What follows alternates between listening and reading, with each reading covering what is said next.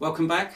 My name's Andrew Keeping and I'm a classical guitarist, and I'm frequently asked to provide some information on some of the techniques that I use when I'm playing the classical guitar. I've particularly been asked to go into the smaller details and keep it as simplified as possible to improvising on the classical guitar.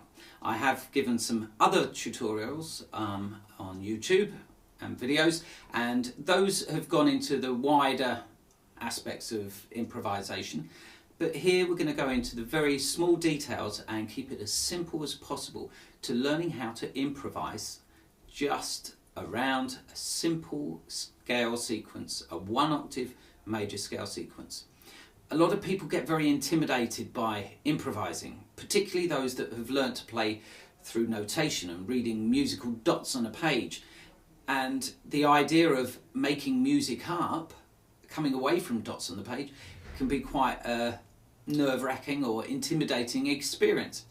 Don't let it be. It can be one of the most fulfilling and exciting processes that you will experience while playing a musical instrument. Let's start at the very basics. Improvisation is actually a practiced and rehearsed group of phrases, melodies, notes put together that one has played over and over again, and you thought, oh, that's really nice, and understanding how you can fit them together into a group of phrases that become a melody. Composers use this technique, and great jazz musicians have used it all the time. Now, the understanding of the theory can also be somewhat off-putting. Let's keep it simple.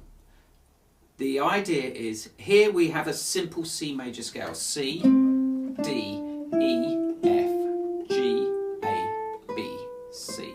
And the reason I'm using this scale pattern is because I can move it anywhere on the guitar, the same shape, the same scale shape, the 1-octave major scale. I can start it down on the 2nd fret, and we know that G, G sharp, A, that starting note there on the 2nd fret of A, if I use the same scale shape, 1, 3, 1, 2, 4, 1, 3, 4. If I use those notes, that combination of fingering, that now makes up an A major scale. So guess what? Let's put it on the 6th fret, on the 3rd string, 1st finger. Then keep the spacing of the fingers so each finger has its own fret. You can practice by spacing the fingers out beforehand like that. Keep your thumb, here's a good tip, keep your thumb halfway down the back of the neck, but always make sure it's behind the hand. I tend to recommend, it's like picking up a tennis ball. We pick up a tennis ball and the thumb, equal distribution of force to each finger. If you relocate that behind the hand, that gives each finger its strength, because it makes no sense to have the thumb stretched over, gripping the back of the neck like that, when your weakest finger is furthest away from its support. So bring the thumb back into position like that. All right.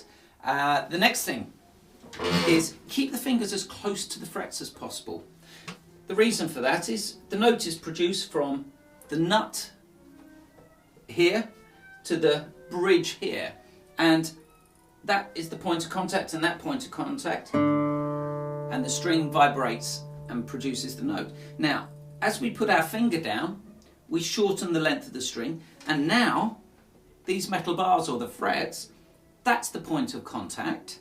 So if we've got the finger over here, you're going to have to press so much harder to press the string into the fret to make that point of contact, and you get that fret buzz. As I move the finger, I'm not going to apply any more pressure, but watch. Now we've got a clean sound. So if you find that when you're playing you're getting a fret buzz, buzzing going on, that's usually because your finger isn't close enough to the fret or isn't pressing hard enough, I'm afraid. Now the other technique is, whilst we've got our thumb down the back of the neck and the wrist forward, don't let any part of this touch the neck of the guitar. So keep a nice arch through from the flat of the thumb behind the neck to the very tips of the fingers, and keep those joints bent. Look how nicely comfortable and spaced out those fingers are.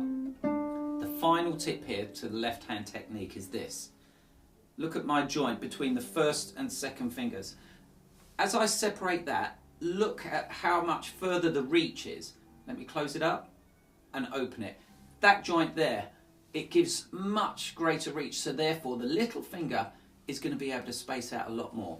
Let's put it into practice there. Look, separate the joint off and separate it. Look how much further that hand stretches. And each finger is then hovering over the fret.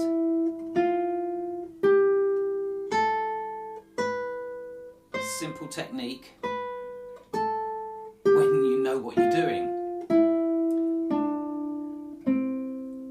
Practice it up and down 1 and 3 on the third string, 1, 2, 4 on the second string, 1, 3, 4 on the first string. And that's our scale pattern that we're going to be using. You can play those notes in any pattern, any order. Play around them, jump, but not that first string note. You can play around those notes in any order. Now, the next thing we want to try and do is find a phrase. A phrase is like a musical sentence. That means that we're going to start with our starting note, which is our root note, and then we're going to end on a long note. Let's just put it into practice. Let's think of a rhythm before we start playing, and this is going to be our musical theme that we're going to apply. So it could be dum da da dum dum. That's a simple phrase. It could be a dotted rhythm, bum ba bum bum bum. So let's take that dotted rhythm, bum ba bum bum bum. Okay, so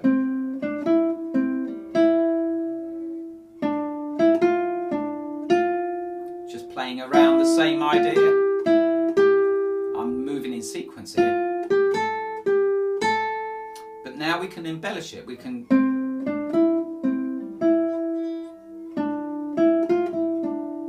added quavers, and then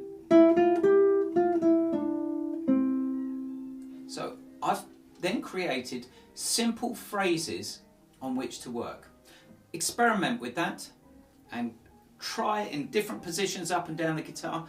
Now, what you can do is, if you move to the 6th fret and we're in C sharp major, that is one of the hardest keys to improvise in for most musicians because it has so many sharps. Not for us guitarists. It's just simple once we've got the technique in place. Good luck with that, and if you'd like to try improvising along your melodies to some of the backing tracks that I've provided on my website on www.keepingguitar.co.uk, and if you like what you've watched, please do subscribe to this site, and good luck, keep practicing.